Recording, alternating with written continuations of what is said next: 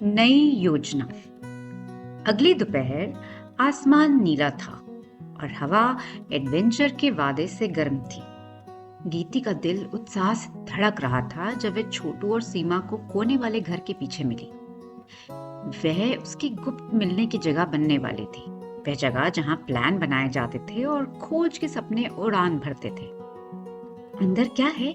गीती ने धीरे से पूछा, चारों ओर देखते हुए कि कोई उन लोगों को देख तो नहीं रहा। उसके दादाजी की गहरी सख्त आवाज अभी भी उसके कानों में गूंज रही थी। पुराना घर खाली और भूला हुआ सा लग रहा था। बाहर से साधारण सा था, लेकिन जैसे जैसे वे करीब आए वे उसकी रहस्यमयी और रोमांचकदार महसूस करने लगे। सीमा एक पुरानी लकड़ी के बक्से के पीछे झुकी और एक चाबी निकाली जो उसने इसके पीछे छुपाई हुई थी। ये मिली, उसने कहा। एक चमत्कार मुस्कान उसके चेहरे पर फैल गई थी। उसने चाबी को लोहे के ताले में डाला और लकड़ी का दरवाजा धकेला।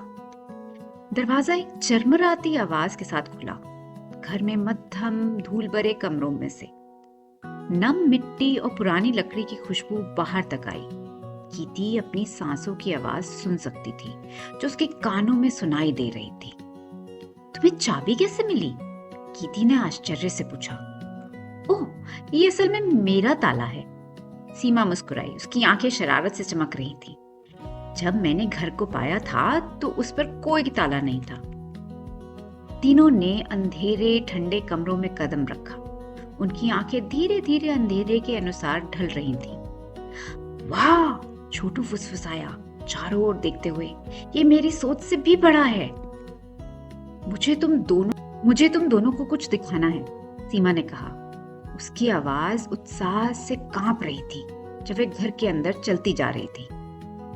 कमरे अंधेरे थे, लेकिन नीले कांच के वेंटिलेटर से रोशनी अंदर आ रही थी। ऐसा लग रहा था कि वे पानी के नीचे थे। ये प्रभाव डरावना था और खूबसूरत, दोनों ही। और गीती ने खुद को और धीरे धीरे चलते हुए पाया। घर के पीछे एक बागीचा था जहां अंगूर की बेल दीवार और ऊपर फैली हुई थी, एक छत सी बनाती हुई।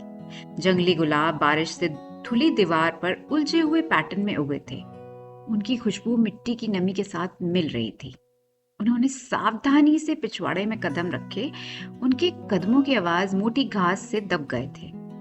गीती ने आसपास देखा, अंगूर की बेल की ओर चलती हुई और लटकती हुई लचीली बेल पर अपनी उंगलियां चलाती हुई। हम इन्हें खा सकते हैं, सीमा ने एक जानने वाली मुस्कान के साथ कहा। ये? गीती ने लताओं की ओर इशारा किया। नहीं, अंगूर, बिल्कुल अपने ऊपर देखो। गीती ने ऊपर देखा, कच्चे अंगूरों की ओर जो पहुंच के भीतर लटके हुए थे। वह अपनी एड़ियों पर खड़ी हुई और एक अंगूर को गुच्छे से मुक्त किया, फिर बिना हिचकिचाहट के उसको अपने मुंह में डाल लिया। असर तुरंत हुआ। उसकी बाईं आंख बिना मतलब के बंद हो गई जैसे ही खट्टापन उसकी जीभ और गले से टकराया। उसका मुंह सुकड़ सा गया जब उसके दांतों ने खट्टे छोटे फलों को कुचला। गीती की हंसी फूट पड़ी। खट्टेपन से उसकी आंखें पानी से भर आई थीं। ये बहुत अच्छे हैं, वह चिल्लाई, अंगूरों की ओर हाथ बढ़ाते हुए। मैंने तुमसे कहा था ना, सीमा ने कहा, उत्साह के साथ अंगूर तोड़ते हुए शामिल होते हुए। जब तक वे तीनों खट्टे अंगूरों से अपना पेट भर रहे थे, उनके चेहरे लाल हो चुके थे। उनकी उंगलियां चिपचिपा रही थी और उनकी हंसी से उनकी आवाजें गूंज रही थी। अंगूर की बेल के पार का घर पुरानी फर्नीचर, बक्सों और भूली हुई चीजों का खजाना था। बेमेल औजारों के ढेर दीवारों के पास और एक कोने में एक जर्जर सीढ़ी एक लॉफ्ट तक जा रही थी। लेकिन जो गीती की नजर में सबसे ज्यादा आया वह एक दूर कोने में पड़ा एक बड़ा फटा हुआ जूट का बैग था। ऐसा लग रहा था कि कुछ भारी सामान शायद उसके नीचे पड़ा था। उसके नीचे क्या है? गीती ने पूछा। छोटू को एक छड़ी मिली। मुझे पहले चेक करने दो, उसने घबराहट से कहा। क्या हो अगर उसमें से कुछ रह रहा हो? उसने कपड़े को सावधानी से छुआ, फिर उसे हटाया। धूल हर जगह उड़ गई थी, उन सभी को खांसने पर मजबूर करने लगी। ये एक पुराना ट्रंक है, सीना ने हाफते हुए कहा। गीती पुराने जंग खाए लोहे के ट्रंक को घूर रही थी। उसका दिमाग दौड़ रहा था। छोटू ने ढक्कन खोलने के लिए छड़ी का इस्तेमाल किया। वहां एक धूल भरी पुरानी डायरी थी, कुछ पुराने अखबारों के साथ। गीती इसे पकड़ने के लिए कूद पड़ी।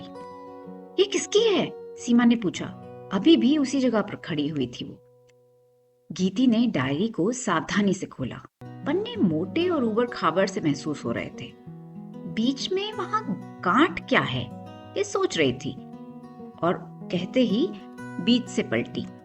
अचानक एक छोटा भूरा चूहा बाहर कूदा और फर्श पर दौड़ने लगा।